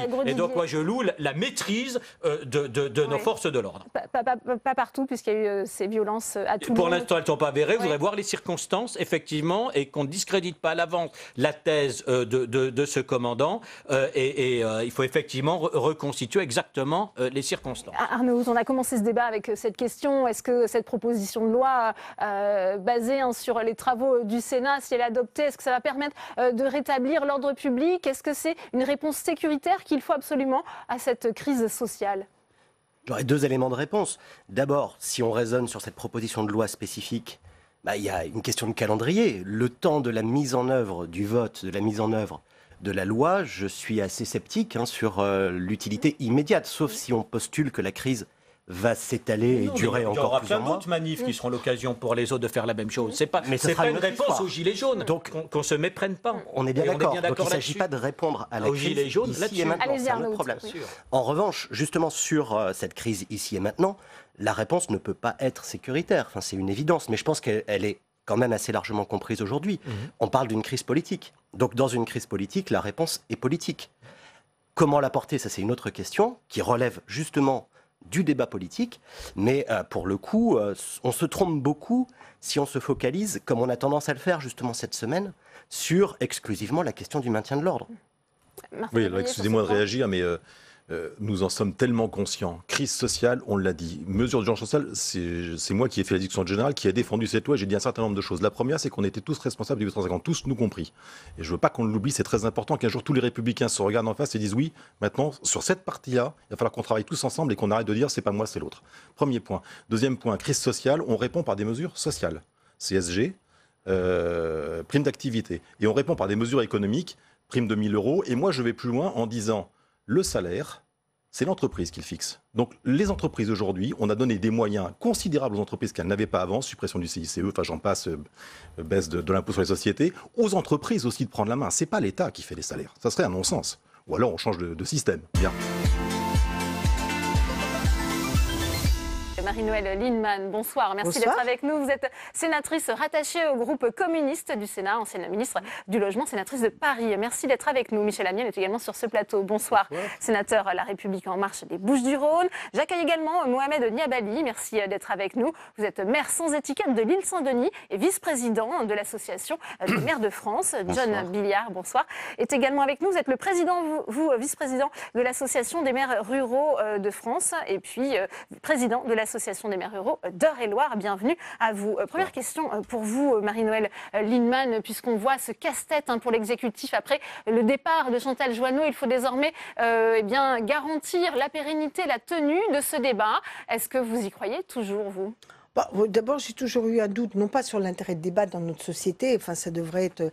On a besoin d'une société qui est en permanence en débat pour justement nourrir les positions des uns et des autres. D'ailleurs, de ce point de vue, on dit beaucoup de mal des Suisses et de leur fameux référendum, mais vous savez qu'en Suisse, il y a des dates référendaires et même l'exécutif met en débat dans la société suisse des débats après arbitrés par référendum. Donc le débat, c'est bien. Le seul problème là, c'est qu'il y a quand même une grande ambiguïté et sur l'aboutissement de ce débat, C'est-à-dire, c'est un débat pour débattre ou c'est un débat pour aboutir à des décisions? Je crois que les Français attendent des changements, des décisions. Et qui va arbitrer ces décisions? Et qui va faire la synthèse du débat? Parce que quand même, on n'est pas dupes, on a une certaine habitude démocratique. Parler, c'est bien. Qui va faire la synthèse? Et qu'est-ce que ça va amener comme décision? On est aujourd'hui dans le cafouillage le plus complet. Après, il y a le deuxième sujet qui est de dire, écoutez, les maires, mouillez votre chemise pour l'intérêt de la République. Sauf que je crois qu'ils veulent bien mouiller leur chemise, mais pas être, disons, les exécuteurs ou les exécutants de choix. On a des représentants ici d'associations d'élus locaux. Mohamed Niabali, justement, est-ce que les maires sont prêts à jouer le jeu? On a entendu, c'est la position désormais officielle de l'AMF qui se désolidarise de ce grand débat national. Alors totalement, l'association des maires de France se désolidarise de ce débat, mais pour être beaucoup plus précis, l'association des maires de France, et je pense que mon collègue de l'association des maires ruraux remonte le fait que la démarche a été lancée par les maires bien avant l'annonce du président. Donc début décembre, l'association des maires ruraux et plusieurs maires de quartiers populaires, exemple à l'île Saint-Denis, ont mis en place des cahiers de doléances, exemple chez nous d'alternatives et de propositions, avec pour volonté de centraliser l'expression et recenser les besoins de nos populations pour pouvoir les remettre au gouvernement et au président. On a perçu l'annonce du président comme un cheveu sur la soupe, d'autant plus qu'en tant que vice-président de l'Association des maires de France, on a été dans une démarche de l'inviter au 101e congrès des maires de France, en lui expliquant que ce congrès, c'est permettre au gouvernement et au président d'avoir la remontée du terrain. Il paye son absence, sa non-venue à ce congrès aujourd'hui. C'est pour ça que l'AMF ne veut pas faciliter, avoir ce rôle de facilitateur pour l'organisation de ce débat? Non, du tout. Je prends l'exemple de l'île Saint-Denis. On a mis en place les cahiers de doléances. Moi, je serais... Mais vous n'irez pas au-delà, c'est ce que vous voilà, dites. je serais très heureux que le président vienne dans ma ville et vienne sur le terrain de la Seine-Saint-Denis. J'ai aucun sujet là-dessus. Mais ce que nous disons, c'est que nous, maires, on refuse d'être associés à la démarche du gouvernement actuel pour deux raisons. La première, c'est d'éviter d'être amalgamé par la politique gouvernementale. Aujourd'hui, le mouvement des Gilets jaunes et la plupart des habitants sont en colère contre les réformes du gouvernement. Certes, il y a un mécanisme plus profond et je pense que les maires n'ont pas forcément des réponses concrètes à apporter à la population sur des questions de pouvoir d'achat, etc., etc. Et le second sujet, comme tu l'as dit précédemment, c'est pour quel résultat? On va y venir, si vous voulez bien. On va faire réagir également John Billard. Vous partagez cette analyse? Quelle est la position de l'Association des maires ruraux de France? La position, je partage le fait que c'est parti de l'initiative de notre association avec les cahiers de doléances. Moi, je voudrais juste qu'on replace le débat là où il est par rapport à ça. En parlant de débat, justement, c'est qu'il n'est pas demandé aux maires de faire des débats, d'organiser des débats citoyens. C'est ce que réclame François Bayrou, on l'a entendu justement dans le reportage de Jérôme Rabier. Après le départ de Chantal Joanneau, il trouve que ça serait justement aux maires d'avoir ce rôle. De notre point de vue, nous, on n'impose rien à aucun maire. C'est-à-dire que chaque maire est légitime et c'est lui qui décidera de ce qu'il fera. Donc là où je voudrais recadrer, c'est que l'idée, c'est que si des concitoyens, qu'ils soient gilets jaunes ou qu'ils ne soient pas gilets jaunes, puissent faire un débat. Et nous, on est là pour les accompagner dans l'organisation, c'est-à-dire de mettre à disposition la salle polyvalente. Éventuellement, s'il faut faire une communication, on peut communiquer, mais ce n'est pas les maires ruraux, les maires en général, en tout cas ruraux, qui vont organiser. S'ils veulent le faire, s'ils veulent eux-mêmes organiser un débat, c'est leur choix. On est sur la libre administration des communes, c'est quelque chose d'important. Donc chacun fait ça. Ce que je veux rajouter, c'est que c'est une formidable opportunité de laisser s'exprimer de façon, on va dire, organisée aussi les concitoyens. Là où ils se sont exprimés de façon individuelle dans les cahiers de doléances, ils vont pouvoir le faire maintenant de façon collective. Et c'est pas la même chose quand on s'exprime de façon collective et quand on s'exprime de façon individuelle. Et donc, c'est ça le travail. Après, juste pour rebondir sur ce que vous avez dit, Le contenu, ce qui va être transmis, c'est le choix politique du président de la République et de son gouvernement.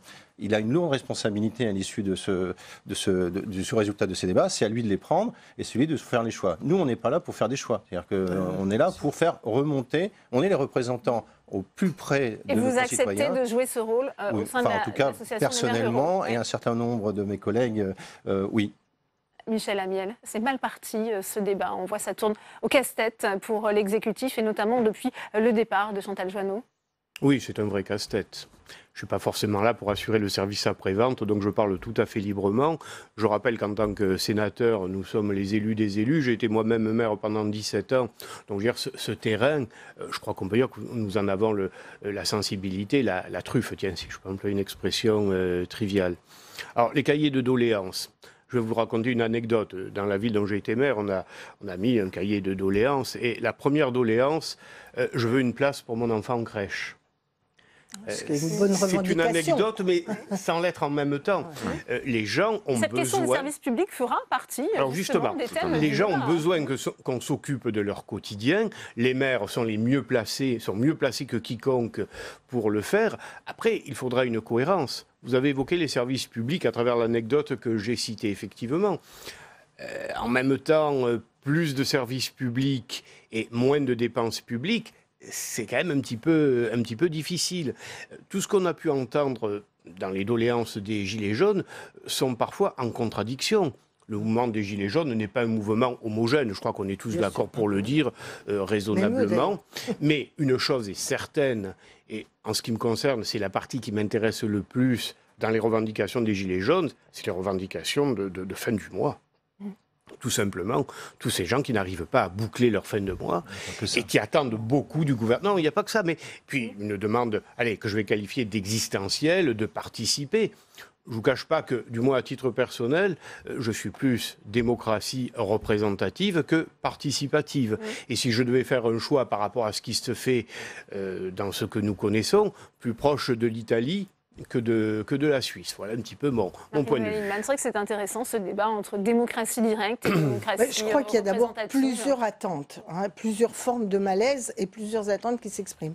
Il y a une attente, moi j'allais dire globalement républicaine, d'abord de terminer ces fins de mois d'égalité sociale, de justice sociale, et de pouvoir vivre dignement de son travail et vivre dignement globalement. Il y a quand même, et ça les maires ruraux l'ont souvent souligné à juste titre, d'égalité par rapport aux services publics et d'égalité territoriale. On ne peut pas nier que la fracture territoriale est un enjeu considérable pour la France aujourd'hui. Donc ça, c'est quand même... Et la présence des services publics. Et vous avez raison de dire que la fracture territoriale, bien sûr, les maires ruraux l'expriment, mais on sait aussi que dans certains quartiers de nos grandes villes, ou même des banlieues toutes proches, on a des phénomènes du même ordre. Donc ça, je dirais, c'est la refondation des valeurs républicaines au quotidien pour les gens. Et puis, il y a quand même plus fortement, alors on pourra dire que c'est la Ve République, mais il y a aussi des crises ailleurs, il faut aussi être assez objectif, c'est que notre système économico-politique a amené quand même à ce que toute une partie de la population considère qu'elle n'était ni entendue, ni écoutée, ni prise en compte, ni partie prenante. Mais même ce qu'on entend quand on est maire, oui, de toute façon, vous avez déjà décidé. On met 3 heures à leur dire, mais non, on peut très bien abandonner un projet si vous considérez qu'il est vraiment pas bien, etc. Mais au niveau national, dans les grands choix, et qui sont par ailleurs beaucoup européens, mondialisation, nationale, les gens ont le sentiment d'être dépossédés de leur pouvoir de citoyen et de leur existence comme citoyen et comme existence sociale. Et ça, c'est une crise plus profonde qui suppose qu'on invente des formes démocratiques, parce que par ailleurs, quand vous entendez les Gilets jaunes, alors bien sûr, il y a toujours partout des gens plus ou moins énervés, excités, etc. Mais quand même, c'est des gens qui s'expriment assez clairement. Alors, pas toujours avec les idées que je voudrais développer, mais ils s'expriment clairement. Il y a une évaluation du niveau culturel. Les gens ont envie qu'on articule de manière différente la démocratie représentative. Je crois quand même qu'ils sont tous lucides pour la grande majorité d'entre eux, qu'on ne va pas faire que des assemblées générales permanentes pour décider, mais qu'en même temps, il y a des moments de respiration, des capacités au peuple de pouvoir à certains moments se faire entendre par des voies, pas que participatives, de démocratie directe. Oui. C'est pas que la participation, parce que la participation, vous en faites sans doute, pour que les autres interlocuteurs puissent s'exprimer. C'est ce que vous ressentez aussi au niveau des doléances, John Billard, sur le terrain? Les doléances de tout ce qu'on a récupéré, on voit bien qu'effectivement, il y a un problème de pouvoir d'achat, mais il y a un pouvoir donc, effectivement, de démocratie. Je dirais peut-être aussi qu'il faut que l'on explique ou qu'on rappelle comment fonctionne notre démocratie, les différents échelons, parce que c'est vrai que c'est complexe. Et je pense qu'on a un rôle chacun à jouer. Quand je dis chacun, c'est à la fois les maires, mais aussi les conseillers départementaux, y compris les conseillers régionaux, pour expliquer comment ça fonctionne. C'est vrai que c'est extrêmement complexe, parce qu'aujourd'hui, il y a un système qui fonctionne. Maintenant, il faut Avec aussi... de la défiance, de la perte de confiance aussi, oui, de mais la part des citoyens. Pourquoi les maires sont généralement, entre guillemets, préférés des Français? C'est qu'ils sont plus en proximité, et ce qu'ils font est beaucoup plus tangible. Bon. Et donc, ça veut dire qu'à un moment donné, il y a peut-être une réflexion à avoir pour réexpliquer quel est le rôle de chacun. Enfin, on disait, ça va être un peu direct ce que je vais dire, mais à un moment donné aussi, quand on a les organisations, qu'elles soient locales ou nationales, où c'est les barons, on les appelle comme ça, qui gèrent le pays, au bout d'un moment, on a l'impression que c'est toujours les mêmes et qu'on décide pour nous.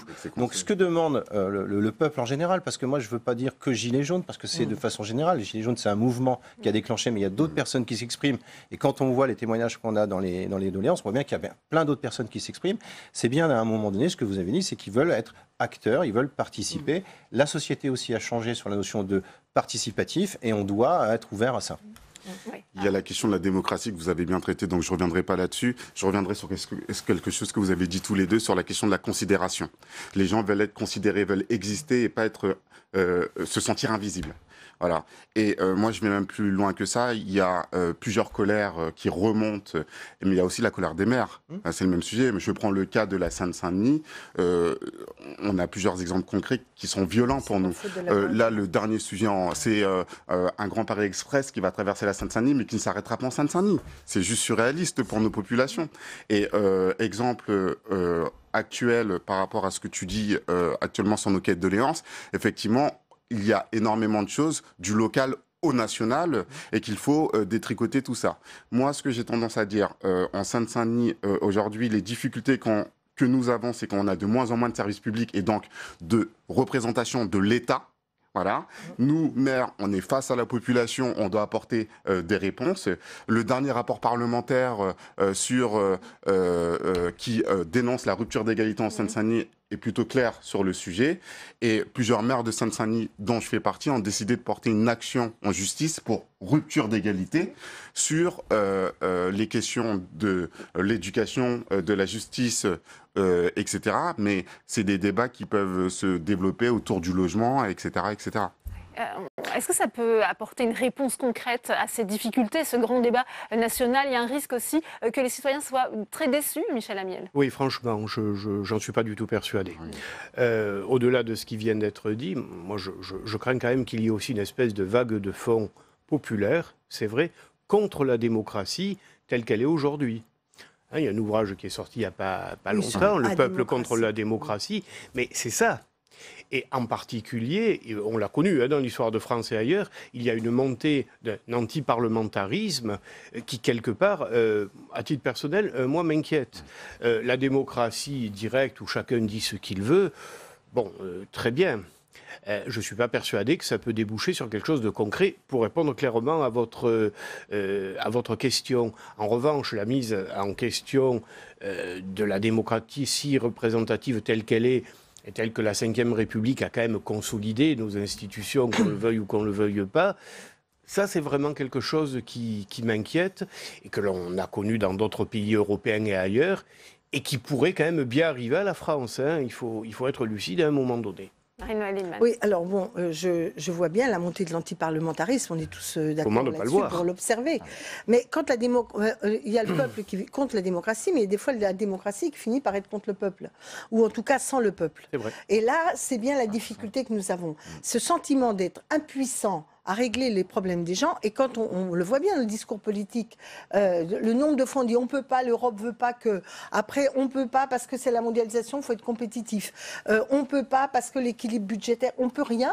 Et puis au bout d'un moment, si on ne peut rien, les gens cherchent une autre façon de pouvoir faire que leur intérêt, leur vision soient pris en compte.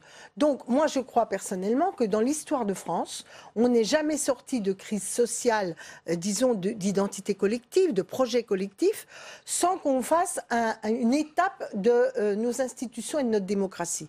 Vous n'oublierez jamais que la République, pendant 3 fois de suite au jeu de paume, ils ont voté contre le passage de la monarchie constitutionnelle à la République. Ouais. Quand est-ce qu'ils sont passés? C'est quand Condorcet, quand il y avait plein d'émeutes pour du pain à Paris, on a dit, on ne peut pas leur donner du pain tout de suite, on va leur donner la République. Je caricature un peu, mais donc il y a un moment où on ne peut pas dissocier la question de l'égalité républicaine, de la manière dont notre pacte collectif et nos valeurs se déclinent et comment la justice sociale reprend pied, sans trouver des formes démocratiques qui vont permettre au peuple de se faire entendre. Mohamed Diabani, on voit qu'Emmanuel Macron reste convaincu que la libération de cette parole citoyenne, ça va lui permettre de renouer avec le souffle, le succès de sa campagne. Est-ce qu'il se trompe dans son analyse, le chef de l'État ? Moi, je vois plusieurs difficultés. La volonté de faire ce grand débat national, je trouve que c'est pas une mauvaise idée. Que le président et l'exécutif, certes, souhaitent aller sur le terrain, avoir le retour du terrain,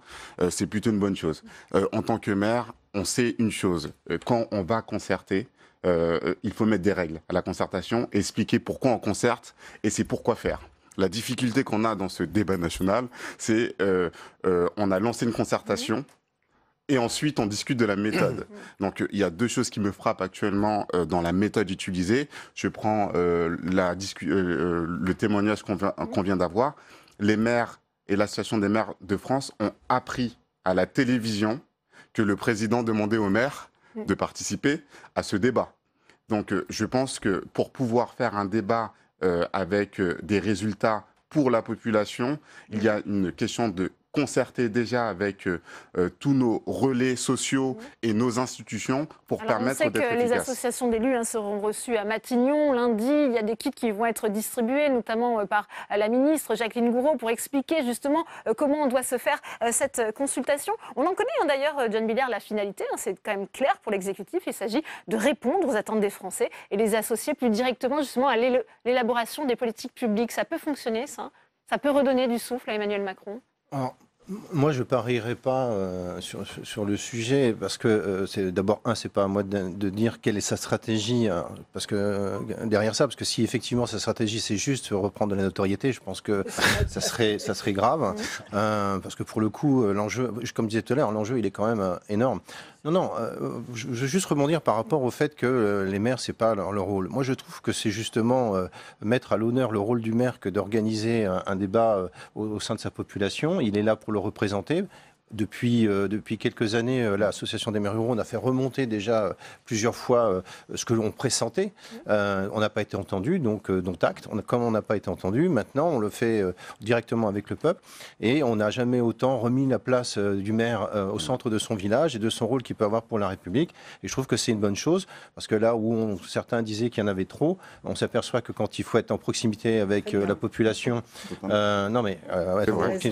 pour l'écouter et faire remonter, je crois qu'on n'a jamais eu une aussi belle occasion. Maintenant, je répète encore une fois, on n'est pas là, enfin, c'est le gouvernement, le président et le gouvernement qui doivent en faire quelque chose, mais pas nous. Mais surtout, vous savez, la difficulté, c'est surtout que, comme vous le disiez tout à l'heure, les doléances s'opposent. Tout le monde n'est pas forcément. C'est le principe du débat.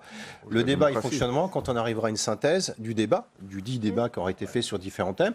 Et ensuite, il va s'opposer à d'autres. Donc, c'est toute une question d'arbitrage. Et donc, c'est ce qu'on appelle de la politique, c'est un arbitrage politique. Est-ce qu'il va convenir à tout le monde ? Ça, j'en doute. Mais ceci dit, il doit convenir à le plus grand dénominateur commun, comme on dit. Michel Amiel, qui va se charger de faire ces synthèses, cette restitution? On le disait, elle aura forcément une couleur politique. Pour qu'il y ait synthèse, il faut déjà qu'il y ait une remontée du terrain. Alors, je crois que les maires peuvent jouer ce rôle, mais vous savez, les maires, ils le jouent, je pense pour la plupart, tout le temps.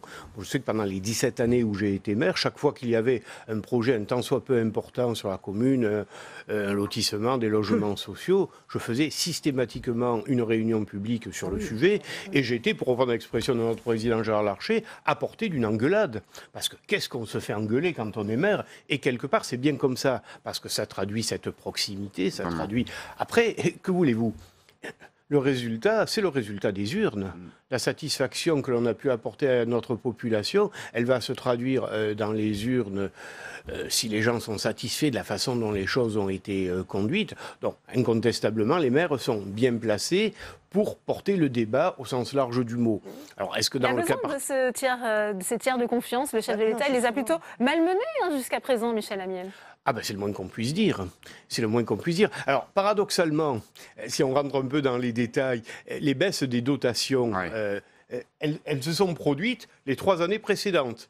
La première année, l'arrivée de Macron au pouvoir, la dotation n'a pas baissé. Mais on a l'impression qu'il y a une espèce de dynamique qui était partie et qu'il fallait bien que quelqu'un prenne. Alors après qu'il ait pu y avoir des maladresses de forme reconnues par lui-même, d'ailleurs, incontestablement. Il y a de la part des gens, il ne faut pas avoir peur d'employer le mot, une colère qui était à l'état latent et qui tout à coup a explosé. Et on a le sentiment parfois que, quoi qu'on fasse, elle ne va pas s'éteindre facilement. Ça paraît compliqué, notamment quand on voit les déplacements, Marie-Noëlle Lienemann, des ministres sur le terrain, ils se font chahuter. On sait qu'Emmanuel Macron a prévu de se rendre en Normandie, dans l'Eure, la semaine prochaine, pour le lancement de ce grand débat. Est-ce qu'il peut encore inverser la tendance, le chef de l'État? J'en sais rien, moi, c'est son problème, pour être franche. C'est le nôtre aussi, quand même. Moi, je voudrais d'abord dire quand même une chose sur le rôle des maires. Dieu sait que j'ai été maire, je trouve que c'est un mandat extrêmement important et qu'en effet, c'est celui de la confiance première du citoyen. Mais on vous parlait d'antiparlementarisme. Je m'excuse, mais les maires sont, entre guillemets, compétents, pas seulement pour faire remonter toutes les aspirations de leurs concitoyens. C'est de leur territoire, de la manière dont vit le territoire, leur action en tant que municipalité, inscrite dans un territoire plus large, etc. Mais c'est le parlementaire qui, normalement, représente le peuple dans les choix nationaux. Et alors là, ils sont nulle part dans le débat. Or, si on veut relégitimer... Ils auront peut-être un rôle au moment de la traduction législative de ces propositions. Je ne dis pas qu'il faut que ce soit eux qui soient les... Parce qu'en plus, il y a des désaccords entre parlementaires. C'est d'ailleurs la noblesse de la démocratie, de la politique. Mais j'observe que dans ce grand débat, on tend à vouloir... Et je ne veux absolument pas évincer la capacité d'organiser des débats locaux. Tout ça est très important parce que c'est l'endroit où les gens s'expriment le plus simplement et le plus facilement. Mais il y a quand même... On dit qu'on a une crise des corps intermédiaires. Je n'ai pas encore compris dans le débat à quel moment ils vont être en situation d'être pris en compte, entendus, confrontés, mis dans la dynamique du grand débat. Et il faudra bien qu'à un moment ou un autre, je ne dis pas pour arbitrer à la place des autres ou de faire taire le peuple pour mettre les notables et les élus. Il faudra effectivement qu'il y ait une consultation de ces partenaires sociaux pour la réussite de ce débat. Je pense aux syndicats, je pense à plein de gens comme ça. Donc je crois que j'espère que le président de la République, dans son dispositif, va parler de tous ces corps intermédiaires. Rapidement, Michel Amiel, très rapidement. Un mot qu'on n'a pas entendu, c'est l'incarnation du pouvoir. Nous, Marie-Noëlle, on a des heures de vol. On nous aime ou on nous aime pas. Non, mais je dis ça en toute sympathie, voyons. Mais je veux dire, on a incarné pendant des années des territoires, on est reconnu. Vous êtes maire, même chose. C'est vrai que la façon dont les choses se sont produites, avec y compris les élections législatives, on a vu apparaître toute une classe politique, il faut le dire, c'est la réalité, qui n'avait pas ce métier-là. En même temps, il fallait que ça se renouvelle, il faut être honnête. Mais c'est pas... C'est toi qui on aura l'occasion d'en reparler, je suis pas en train puisque la consultation reprend la semaine prochaine. On n'a plus de temps aujourd'hui. Merci à tous les 4 d'être venus sur ce plateau. Bonsoir Marc Fesneau, merci d'avoir accepté l'invitation de Public Sénat. Ce grand débat national, le Premier ministre dit « nous y croyons ». Est-ce que vous pensez que tous les ministres partagent son enthousiasme ? Absolument, je pense que c'est... On en a parlé ce matin au Conseil des ministres, et la volonté que nous avons, c'est de faire de ce moment du débat national un moment de dialogue, d'échange, et aussi un moment de propositions qui seront faites par ceux qui participeront à ce débat, ce qui me donne l'occasion de dire qu'il faut que le plus grand nombre de Français puissent y participer. Vous lancez un appel pour exprimer, ce n'est pas un appel, mais je pense que ça serait bien, chacun est libre de venir ou de ne pas venir au débat, mais je pense que c'est bien sous les différentes formes qui seront proposées. D'ailleurs, c'est la volonté du Premier ministre de faire en sorte que différents formats soient proposés pour que chacun se sente à l'aise dans le moment qu'on vit pour exprimer ce qu'il a à dire sur les sujets qui sont ouverts dans le cadre de ce débat et pour faire en sorte que nous puissions, sur un certain nombre de textes qui viendront ensuite, qui seront la conséquence pour certains d'entre eux et pour d'autres qui sont des textes que nous avons déjà, si je peux dire, dans les tuyaux, mais qui permettront d'être amendés, amodiés, en fonction de ce qui pourra être dit lors du débat. Oui, est-ce que les conditions sont toujours réunies, après le départ notamment de Chantal Joanneau, pour la tenue de ce débat? Je ne crois pas que l'affaire du débat soit une affaire de personne. C'est une affaire de Français et de citoyens français qui peuvent se saisir dans leur mairie et on compte beaucoup sur les maires. Moi, j'ai été maire pendant quasiment 10 ans et je sais la sensibilité qui est celle des maires, qui est la nôtre, je continue à le dire comme ça, de dialogue avec les citoyens permanents sur les sujets locaux, mais globalement, ils sont en confrontation permanente avec ce que sont les difficultés des citoyens. Ils sont prêts à jouer le jeu et je de crois, ce grand je débat, crois les qu'ils sont élus pour beaucoup, j'ai rencontré le président des maires ruraux très récemment, et je crois qu'ils sont pour beaucoup avec l'envie de faire en sorte que ce soit un moment de dialogue territorial. Nous avons les uns et les autres souhaité que ce dialogue soit territorial, soit pas national, soit pas sur de forme de grand-messe uniquement, mais aussi la capacité, territoire par territoire, de pouvoir exprimer ce que disent les Français, que de tout cela, nous puissions faire une synthèse. Et donc, il y a une volonté, et donc... pour répondre à votre question, Chantal Joanneau a fait le choix qu'elle a fait pour les raisons que vous connaissez. En même temps, il y a des outils qui sont en place, qui sont en train d'être finalisés pour le début de la semaine prochaine, qui permettront à ceux qui veulent organiser les débats de disposer d'un certain nombre d'éléments factuels, de pouvoir en faire une restitution, parce qu'il faut avoir des éléments factuels, savoir sur quoi on peut essayer d'interroger les Français, savoir ce qu'ils en pensent, et puis deux, qu'on puisse avoir une restitution, parce qu'il faut que tout ça puisse être restituable. Il y a 4 grands thèmes. Est-ce qu'on pourra néanmoins aborder tous les sujets? Je veux dire, de toute façon, quand il se passe un débat, vous n'empêchez pas quelqu'un... Je ne vois pas quelqu'un dans une salle dire ça n'est pas l'objet des thèmes qui sont interrogés. Mais en tout cas, ce qui nous intéresse, c'est les 4 thèmes qui nous sont ouverts, qui sont quand même des thèmes assez généraux. La démocratie, c'est un thème, me semble-t-il, assez général. La question de la fiscalité, c'est un thème assez général. La question de la transition écologique, c'est un terme assez général, etc., etc. Donc il faut que la parole soit libre et en même temps, on ne refait pas l'élection. Au texte en vigueur, ça c'est une promesse faite par le gouvernement. Il y a des textes qui ont été votés, puis il y a des textes qui vont venir devant le Parlement. Alors il y a 2 séries de textes. Il y a ceux qui ont déjà connu une première lecture à l'Assemblée ou au Sénat. Et donc il n'y a pas motif d'ailleurs parce qu'ils ne sont pas sur le cœur du sujet sur lequel nous souhaitons interroger les Français. Il n'y a pas mesure à délayer, si je peux dire. Et donc je pense au texte justice, je pense au projet de loi Pacte. Et il y a une certaine urgence sur Pacte par exemple parce que c'est des mesures qui sont de nature à aider les entreprises et à aider aussi les Français en termes de pouvoir d'achat puisqu'il y a la participation et l'intéressement dans les PME en particulier. Et puis il y a d'autres textes qui viennent ensuite, mais qui devront, pour un certain nombre d'entre eux, pouvoir tenir compte de ce qui s'est dit dans les débats. Je pense à la réforme institutionnelle. Nous avons fait le choix sciemment de ne pas l'inscrire à l'ordre du jour à la rentrée du mois de janvier et de faire en sorte que nous puissions tenir compte de ce qui sera dit au débat. Donc il y a un certain nombre de textes, et c'est bien la preuve de notre volonté de tenir compte de ce qui sera dit dans les débats. Un certain nombre de textes doivent pouvoir tenir compte de ce qui aura été dit par les Français. Alors justement, puisque ça aura un impact sur le calendrier parlementaire, vous venez de l'évoquer, je vous propose d'écouter Édouard Philippe qui s'est exprimé tout à l'heure, le Premier ministre, à l'issue de ce séminaire gouvernemental. Nous affirmons clairement notre volonté de tenir compte de tout ce qui aura été dit. C'est d'ailleurs la raison pour laquelle nous avons pris la décision de reporter l'examen au Parlement de sujets sur lesquels nous savons qu'il nous faudra avancer.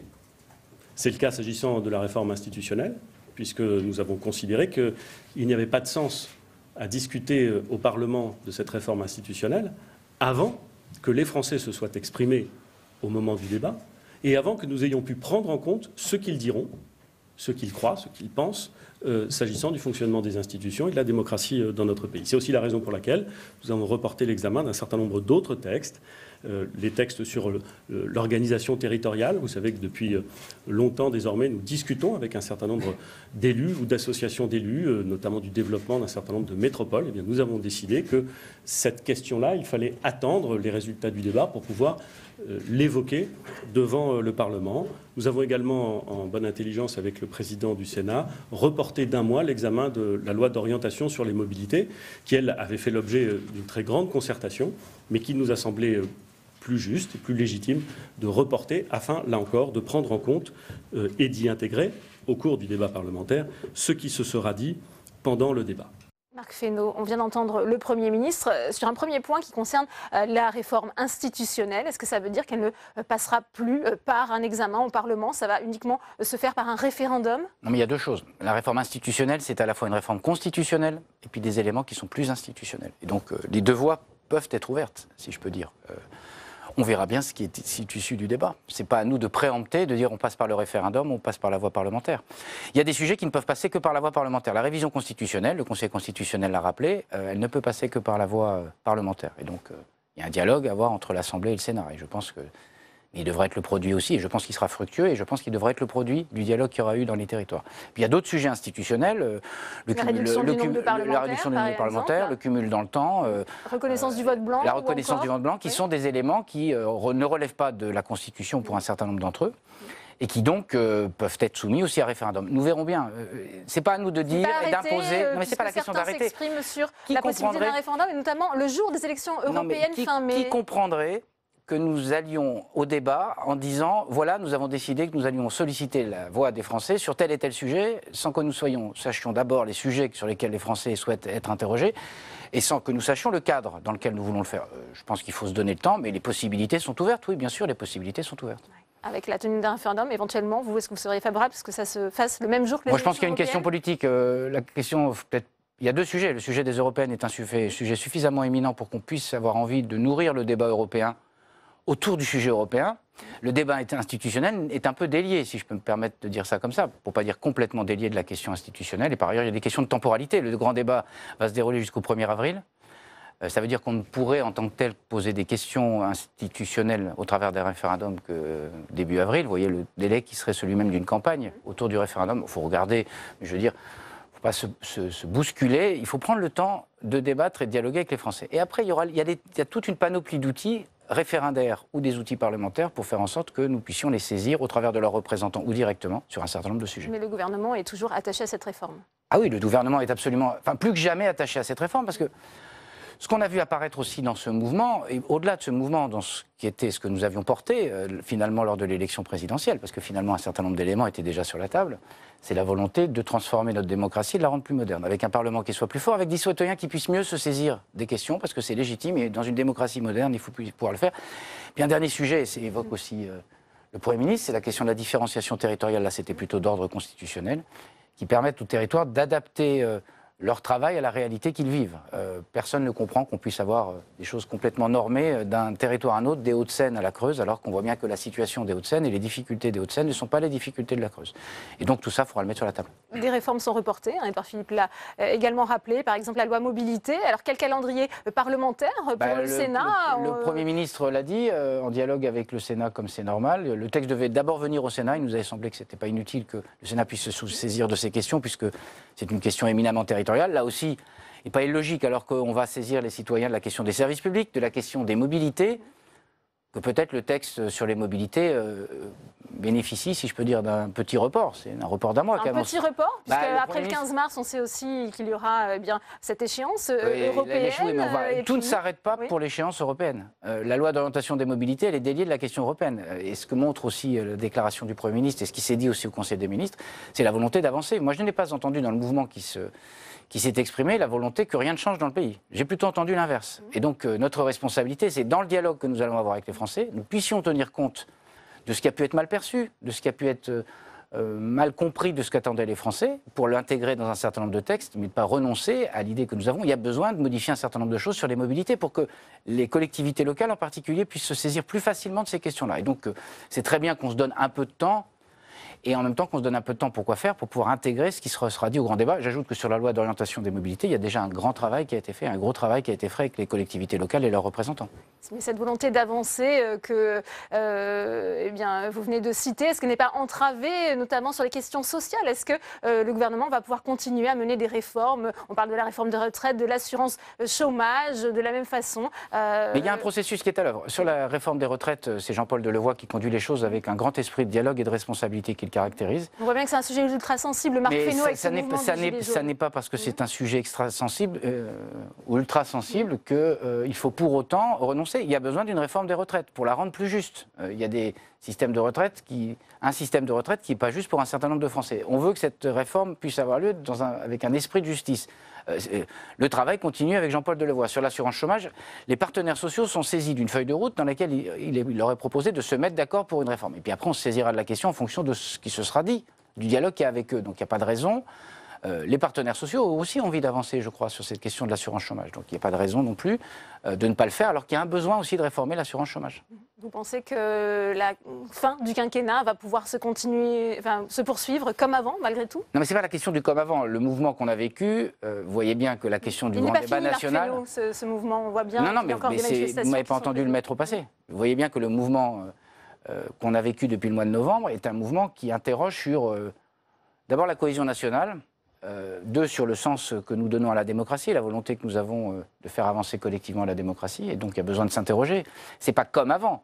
Mais la question, c'est, il ne faut pas que comme avant, si je peux dire, on soit dans une incapacité à réformer le pays, parce que ce dont on souffre depuis 30 ans, et ce qui est aussi le produit de cette crise, cette crise est le produit aussi d'un certain nombre de réformes qui n'ont pas été faites sur les services publics, sur les retraites, etc. Donc les réformes iront il y a à leur besoin. terme. Non, mais c'est pas les réformes iront à leur terme comme à nonner les choses. Il faut qu'on tienne compte de ce que disent les Français et en même temps il faut qu'on avance. Eh bien, merci beaucoup Marc Fesneau. Merci d'avoir été l'invité de Public Sénat. C'est la fin de cette édition. Merci à vous de l'avoir suivi. Je vous retrouve demain à 16h30. Bonne soirée à tous.